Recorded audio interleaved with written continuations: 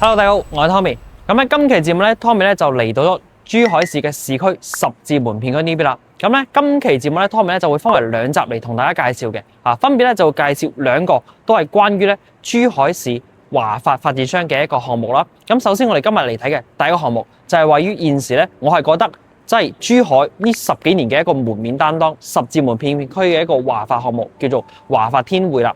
咁華發天匯呢一個期數咧，都係成個十字門勤務新城呢個片區嚟講咧，最後一塊新地，而且佢所在就咧係一個小面積嘅住宅產品，分別咧係有58平方嘅兩房同埋一個85平方嘅三房。咁講緊總價咧係大概120零萬到180零萬呢個區間，而且咧係帶有精裝修交付嘅。咁十字門呢個片區咧可以講喺成個片區非常之新穎，而且所有嘅配套設施咧，我哋係可以即見即所得即係見到嘅嘢已經係全部有晒噶啦。包括有啲咩咧？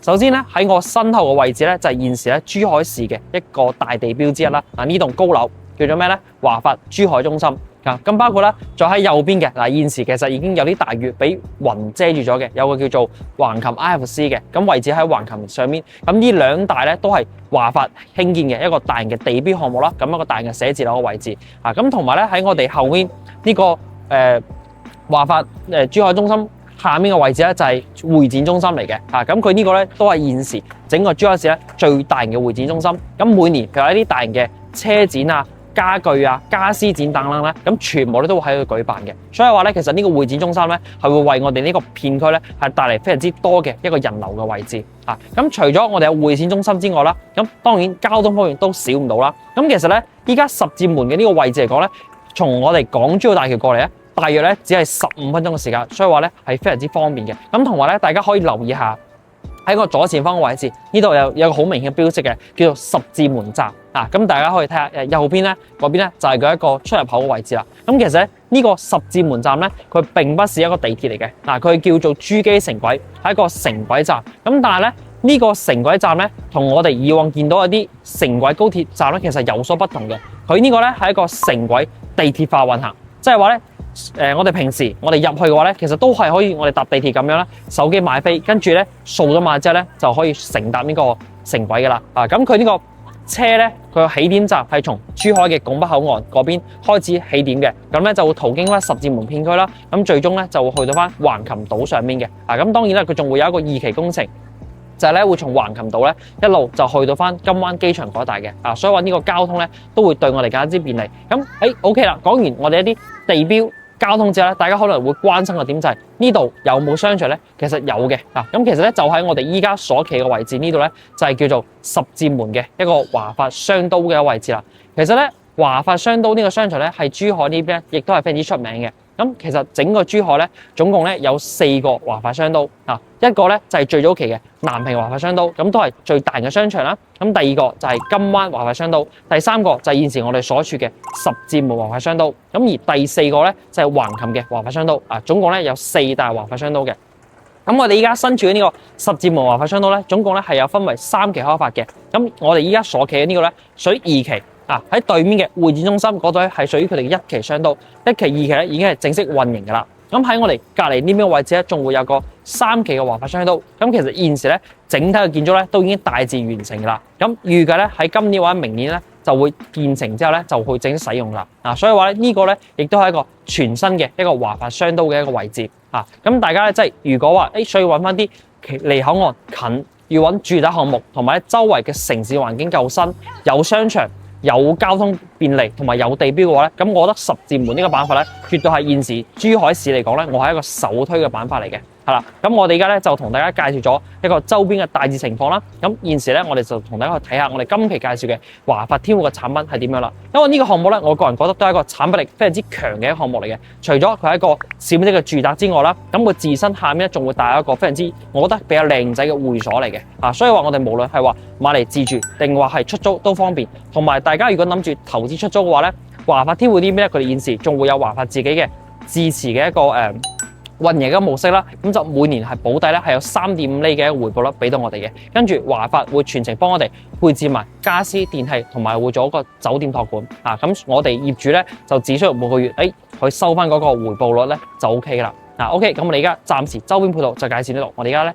就即時上翻去華發天匯上面，去帶大家睇翻成個樓盤情況係點樣嘅。OK， 各位觀眾，我依家咧就上到嚟華發天匯嘅一個會所嘅位置啦。咁華發天匯咧，佢哋嘅呢個會所咧係做咗喺呢個天匯項目嘅2樓同埋3樓嘅位置啊。咁咧其實成個會所嘅規模咧係非常之大嘅。咁咧我依家咧就同大家先嚟行行佢嘅會所。雖然佢依家未正式交樓，但係咧佢哋會所咧已經係做好咗出嚟㗎啦。咁我哋喺1樓上嚟呢個位置係現時係屬於3樓嘅位置嚟嘅。咁喺我後面咧就見到有華發天匯幾個大字就係我哋嘅屋苑名啦。咁嚟到呢個會所有啲咩配套咧？首先嚟到呢邊呢個位置啦，咁咧佢哋係會有一個宴客廳嘅位置嘅。大家可以睇下佢嘅規模去到幾大啦。咁呢個宴客廳咧可以講真係冇話係屋企人啦，成班同事公司過嚟都可以足夠滿足到。呢個餐台咧略數咗下10人嘅餐台位置，再加埋隔離有sofa 啦。有品茶區啦，跟住呢邊仲有個吧台，可以飲下紅酒、飲下洋酒都冇問題嘅。跟住嚟到呢邊就仲會有一個會談室嘅位置，包括嗰邊咧都有箭頭咧，係入邊仲會有棋牌室同埋有 KTV 嘅位置，所以其實呢個空間咧係非常之大嘅。咁至少嚟講咧，我現時喺中山暫時未見到有咁大嘅一個宴會廳嘅位置，包括4對2都係未有嘅。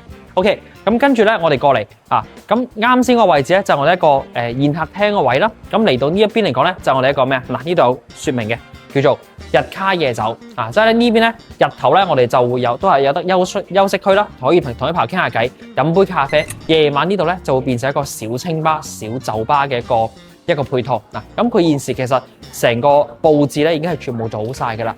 周邊咧都係一個落地嘅大玻璃窗啦，跟住會有翻我哋一個休息區嘅位置咁呢邊咧就係我哋一個日卡夜酒嘅位置啦。咁平時咧我哋都會有翻工作人員啦，就會喺呢邊喺度同我哋去服務翻嘅。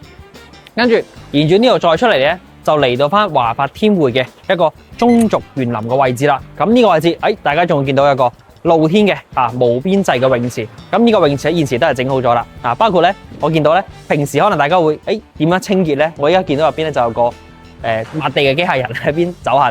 咁成個園林咧，其實我哋見到係非常之舒服嘅，非常之有度假一個感覺啦。咁同埋咧，華發天匯呢邊咧，其實成呢一期咧，總共有5棟建築嘅，其中咧有3棟咧係住宅產品，一棟咧係寫字樓，同埋仲有一棟咧係酒店產品嚟嘅。總共有5棟建築。咁我哋繼續沿住個園林往入邊行。咁目前咧華發天匯佢哋主要在售咧就係我哋右手邊現時吊機嘅呢一個，就係佢哋一座嘅位置啦。面積段咧，我哋啱先開頭都有講到嘅，一個咧就係58平方嘅一個2房單位啦，大精裝修嘅；另外一個咧就係85平方嘅3房單位嚟嘅。咁其實成棟樓咧，主要咧都係以翻58方為一個即係為主嘅。咁我哋依家咧就行翻呢條豐裕連廊。咁平時咧我哋翻屋企，譬如話好似而家咁樣咧，有啲落雨天啦，其實呢個豐裕連廊咧都係避免我哋有時候會淋雨嘅位置。跟住咧，啱先同大家講下會所。好大，咁其實唔好以為只有我哋啱先嗰一部分，嗰度咧只係我哋其中嘅一部分，即係我哋嘅宴客廳同埋一個日卡夜酒嘅部分。呢度咧就係戶外部分。咁嚟到咧喺我哋一座樓下嘅位置咧，仲有好多配套嘅，內有乾坤嘅。我哋慢慢同大家去行去睇睇。係啦，咁嚟到前面個位咧，就係我哋嗰個一座嘅正大門一個入門嘅位置啦。跟住咧，其實咧喺一座樓下咧，其實有好多配套啦，包括咗有健身區啦，有我哋一個運動嘅球區啦，同埋咧右邊嗰邊咧仲會有嗰個做 SPA 嘅一個區域嚟嘅。咁我哋依家咧就沿住呢邊，我哋慢慢同大家去探索下，去睇睇啦。OK， 呢邊呢個位咧就係我哋入嚟咧就係開始咧就入到去我哋一個健身區啦。咁呢個健身區咧都係只係針對翻俾我哋嘅業主嘅，就唔對外開放嘅。咁我哋而家見到呢啲設計咧，其實都係好酒店 feel 嘅，即係都係比較靚仔啲嘅。咁我哋現時呢個位置咧係屬於一個3樓嘅位置。依家呢層咧就係我哋一個運動區，即係啲有啲休息啦，包括有啲一啲跑步機，我哋一個有氧運動咁同埋咧佢哋嘅設計全部都係做咗呢個落地嘅玻璃窗嘅位置。跟住咗過嚟呢邊咧就仲會有啲拉伸嘅跑步機同埋一啲我哋嗰個踩單車嘅機器都會有嘅。咁呢度咧3樓唔好急住，仲有好多仲有好多我哋現時嚟到呢邊可以睇下啦。嗱，我哋而家係3樓，樓下咧就係2樓，仲會有個咩力量健身區同埋球類運動區嘅。咁你咧就可以坐翻電梯，就會落到樓下，我哋就可以見到啦。嗱，咁你而家繼續拍，繼續拍。OK， 我哋繼續入嚟。嗱，咁而家呢啲電梯咧都已經係整好咗噶啦。咁你可以其實見到成個電梯嘅感覺咧，都係真係靚盤嘅一個標準咯，真係似一啲大酒店嗱，一啲裝飾啊啲咁嘅設計，咁用翻咧係上海30嘅一個電梯嘅。OK， 我哋而家落到2樓位置。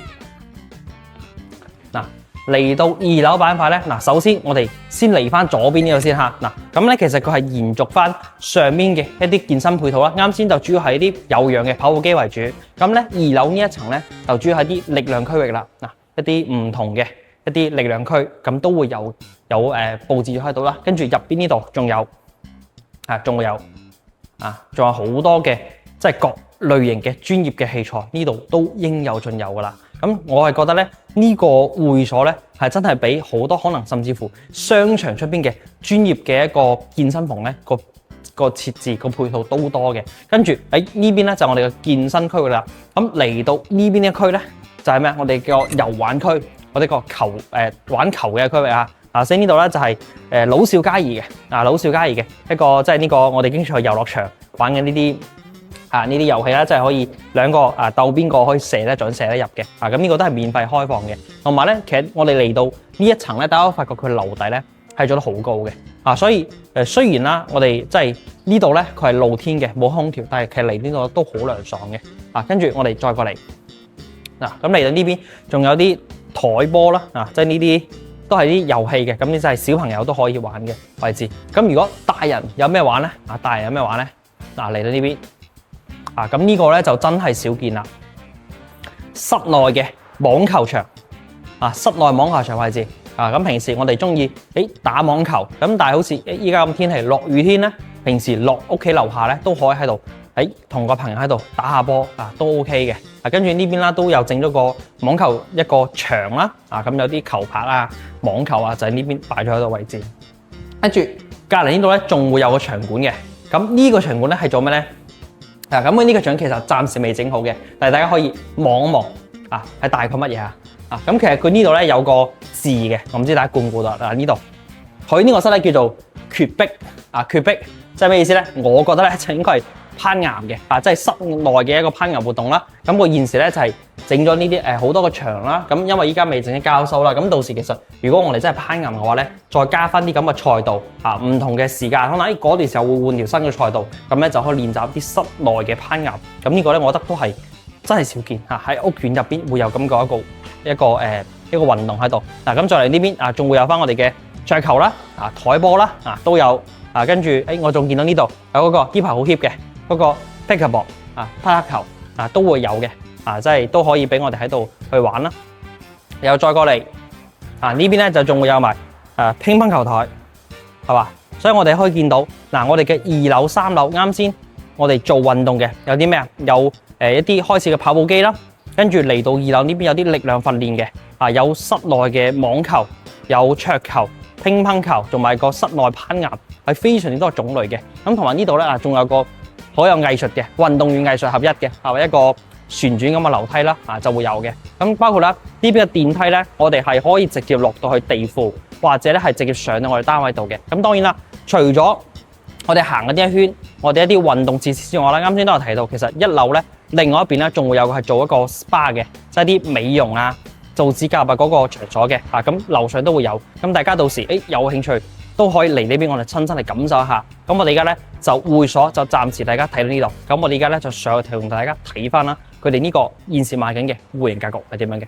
好，我哋而家咧就上到嚟實體示範單位呢邊啦。咁我哋首先嚟睇緊呢套咧就係58平方兩房嘅單位現時呢套咧就係一個示範單位嚟嘅，佈置咗家私電器啦。咁當然啦，喺我哋正式交付嘅時候咧，咁都會係有帶埋精裝修俾我哋嘅。咁首先呢個戶型咧入門嘅側邊位置咧就係一個廚房位置啦。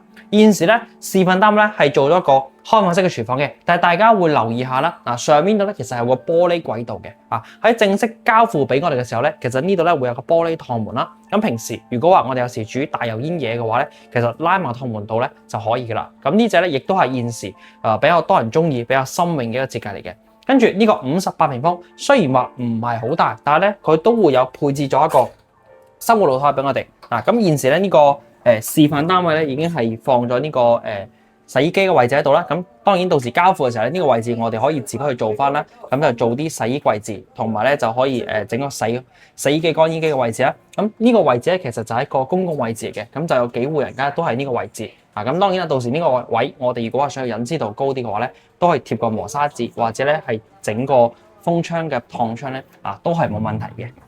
OK，咁我哋再出嚟咁再嚟到呢邊啦，就係我哋一個客廳位置同埋餐廳啦。咁同埋側邊呢個位置嚟講咧，佢現時呢個咧係做咗個隱藏式嘅雪櫃位置嘅。咁交樓嘅時候咧，呢邊咧都會有留咗空位俾我哋。咁大家可以睇睇啦。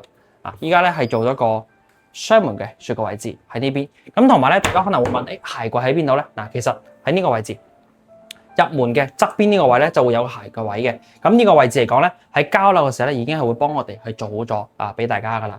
跟住我哋再嚟睇下佢一個餐客廳嘅位置。咁依家呢度咧其實就即係佢哋因為畢竟58平方啦，咁其實做咧都係一個人或者兩個人居住嘅一個生活場景。咁呢度咧就整咗一個雙人台啦。咁平時飲下下午茶或者兩個人食咧，其實都夠用嘅餐台。跟住客廳位置我就覺得係真係非常之舒服啦。放開張梳化喺度，對面整個電視機仔啦。咁跟住咧，佢哋交付嘅時候咧就已經會咁樣幫我哋係封咗窗啦。因為咧呢個單位咧佢哋喺廚房出去嗰邊已經設立咗一個生活露台啦，所以咧就唔使擔心話我喺呢個位置需要點樣晾衫嘅問題。跟住咧，佢哋呢個58平方咧其實係有幾個朝向嘅，東向、南向、北向同西向。咁北向同西向嘅價錢咧性價比就會高啲嘅，大概總價咧就120零萬到130零萬左右。如果話我哋比較介意朝向嘅，好似依家呢個咧就係東向會望翻隔離嘅十字門小學啦。咁如果話係南向嘅話咧，就會望到翻右邊嘅一個山景啦，同埋一個橫琴嘅一個地標嘅。咁如果係東向同埋南向嘅單位嘅話咧，總價大概就140零萬左右，即係會貴多大概10零20萬。咁同埋咧，佢哋呢邊嘅交樓標準啦，牆面啦都會係預交7場交付嘅，加埋空調咧都已經係會幫大家咧已經全部做好晒㗎啦。咁一陣咧佢哋呢個戶型咧都仲有一個精裝嘅膠片視頻，咁我哋咧會用一個 vlog 嘅形式啦，會拍俾大家去睇睇。咁再到嚟房間位置，2房1廁嘅一個格局。首先睇翻佢個洗手間啦。咁我係覺得其實對於50幾方嚟講咧係夠用嘅。洗手盤亦都唔算太細，佢唔係嗰啲超迷你盤嚟嘅。即係呢個我覺得係正常嘅 size。跟住馬桶位置同埋呢個沖涼位置OK 嘅，我覺得即係對於呢個 size， 我覺得好過住酒店好過住酒店喺呢個地段嚟講。咁再過嚟呢間房咧，佢就係間比較細嘅房間啦。咁現時係做咗個書房嘅。咁當然大家如果話我想預留間房出嚟做個客人房都 OK 嘅，但係我係覺得其實買得58方，其實多數都係為咗自己享受。咁呢個位，譬如話我哋可以參照做個書房啦，或者做個影音室，亦或是整個衣帽間喺度咧，我覺得都冇問題嘅。咁隔離呢度咧就係主人房啦。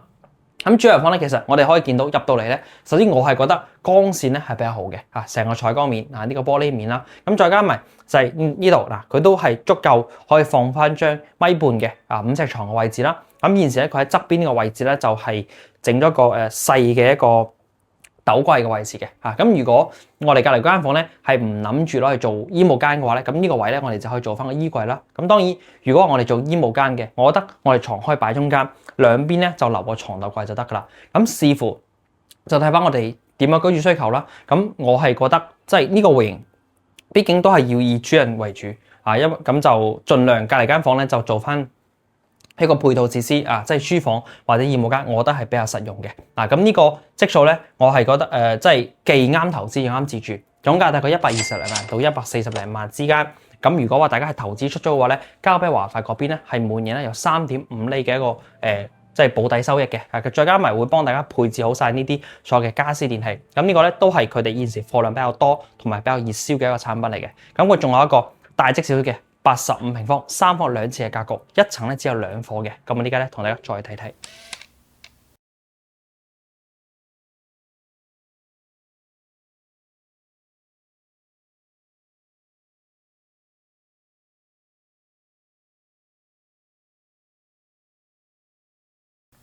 OK，咁睇完咧，我哋58平方咧，跟住咧就嚟睇翻呢隻85平方3房2廳2衛嘅格局啊！咁呢個積數咧喺一層入邊只有2套，非常之稀缺啦。咁我哋睇下呢個格局啊，首先咧呢個型咧入門咧都係一個廚房位置啊。嗱，咁佢呢個設計咧就係兩邊雙排嘅一個廚房位置，咁同埋咧同58房一樣嘅，喺交付嘅時候咧上面呢度咧都係會有個玻璃筒咧交付俾大家嘅。啊，咁同樣呢個型咧都係配置咗有一個生活露台嘅位置，咁但係咧，同翻58平方有所不同嘅就係咧，85平方佢呢個生活露台咧係一個明窗嚟嘅，即係佢會係真係對住一個外街，有個通風嘅效果。咁而啱先見嘅一個58平方咧，咁佢係對翻一個內部嘅一個通風井嘅位置啊，所以話按照通風效果嚟計咧，咁85呢隻咧係會更加之好一啲嘅啊。咁再入嚟就側邊有一個組合櫃嘅位置啦，咁就會做咗我哋嘅鞋櫃嘅。咁呢個咧亦都係我哋一個交付標準啊。咁85平方。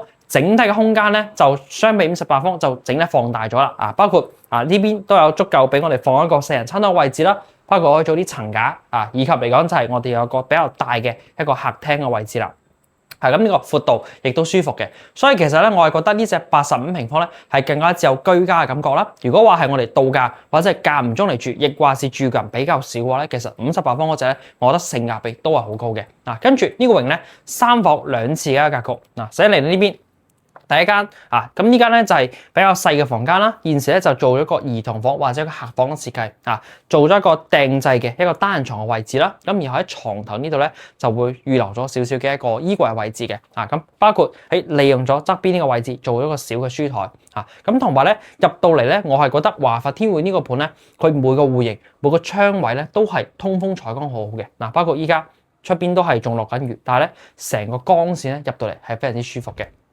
跟住再過嚟啊，隔離呢間咧就係主人房嘅位置啦。嗱，咁主人房咧270度嘅一個採光啊，成個感覺非常之舒服啦。咁以及嚟講咧，呢邊咧就係朝翻南向嘅景觀啦。嗱，會望到翻前面嘅山景啦，同埋咧如果話我哋係高少少樓層嘅話咧，仲可以望到咧一個河景啦，同埋一個橫琴嘅一個城市景觀嘅。啊，所以話其實喺十字門片嘅呢邊咧，其實周圍嘅城市面貌咧都係比較新淨嘅。啊，大家。譬如想要離口岸近，又需要環境靚嘅話咧，咁我肯定係首推十字門片區呢一帶啦。啊，咁主人房呢度咧都係個套房嚟嘅，啊，配置埋有我哋嘅淋浴區啦，啊洗手位置啦，同埋一個馬桶位置嘅。咁以及嚟講咧，85平方呢隻咧，啊佢都係一個明廁嘅設計嘅，啊都係對翻一個外街嘅咁樣嘅位置啦。同埋咧，其實大家會留意到啦，我哋依家望翻出去咧，其實出邊咧係條大馬路嚟嘅。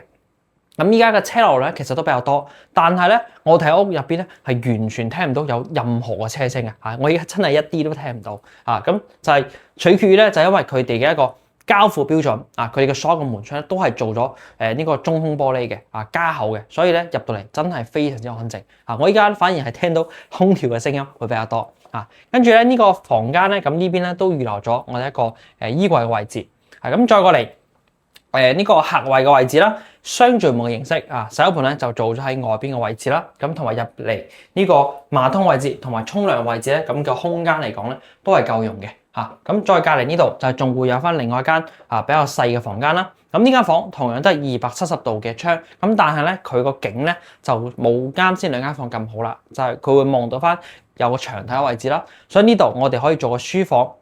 呢個位置咧，做翻個衣帽間咧都冇問題嘅，啊，同翻個主人房做翻個配套咁樣嘅位置，所以咧我哋實質嚟講可以做2間睡房，一間咧就係一個衣帽間嘅位置。咁呢隻咧就85平方，一層咧就只有2套嘅，啊，佢呢個戶型嘅總價咧大概係220零萬到240零萬之間嘅。咁而啱先我哋睇嘅58平方總價咧大概就120零萬至到140零萬之間。咁咧性價比嚟講咧，我係覺得58方更優嘅。同埋如果大家係諗住買嚟投資出租嘅話咧，咁58平方嗰隻咧仲可以咧交翻俾華發嗰邊嚟託管運營啊，每年嘅保底息咧有3.5厘嘅。